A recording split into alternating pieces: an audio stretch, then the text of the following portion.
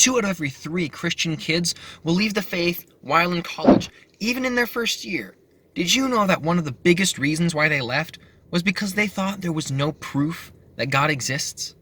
They got hit with tons of different arguments in college, like believing in God is the same thing as believing in the Tooth Fairy or Santa Claus.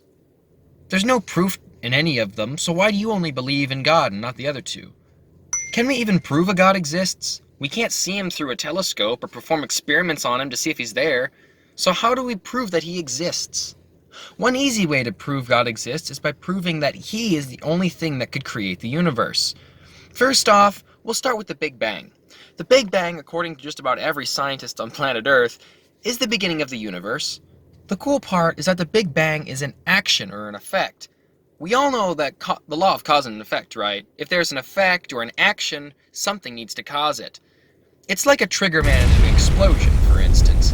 We see an explosion, right? But something needed to flip the switch. Someone needed to push the button for the explosion to happen. It's the same thing with the universe. The Big Bang is our explosion, but we still need a trigger man, and that trigger man is God. Did you know that before the Big Bang, time, space, and matter didn't exist? Yeah, think about that. Time not existing. No aging.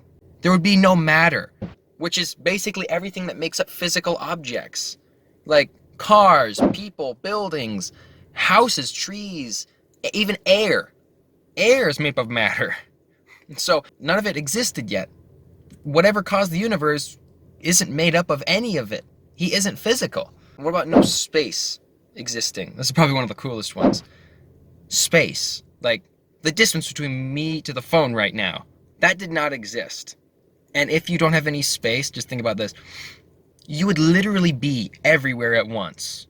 Like, we can't even fathom that because we're bound by space. There's space separating me and the phone right now. There's space separating you and your computer, you and your phone right now.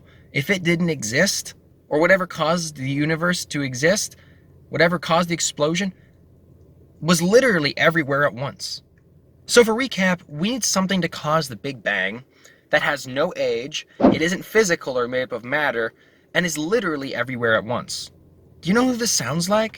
This sounds a lot like the same God described in the Bible. Jeremiah 23:24. Can a man hide himself in hiding places so I do not see him, declares the Lord? Do I not fill the heavens and the earth, declares the Lord? If he can literally fill the heavens and the earth at the same time, this sounds exactly like not having any space or being literally everywhere at once. Psalms 92. Before the mountains were brought forth, wherever you had formed the earth and the world, from everlasting to everlasting, you are God. Another way to put this is from infinity to infinity, you are God. We all know that infinity keeps going forever and ever, right? Whether it be numbers or time. If God has existed forever and ever into the past, so that's the first infinity, and forever and ever into the future, it seems pretty likely that he doesn't age, that time does not affect him. John 4:24, God is spirit, and his worshippers must worship in the spirit and in truth. A spirit is something not of this world. It is a being that cannot be touched or seen by humans. To put it simply, a spirit, by definition, is non-physical. It is something that has no matter and no atoms inside it. So, in conclusion, the trigger man, or the cause for the cosmic explosion we know as the Big Bang, cannot age. It has to be literally everywhere, and it cannot be made up of any matter. It cannot be physical. But God is eternal. He cannot age. He's omnipresent, a fancy word meaning he's everywhere at once, and a spirit, which means he isn't made up of matter.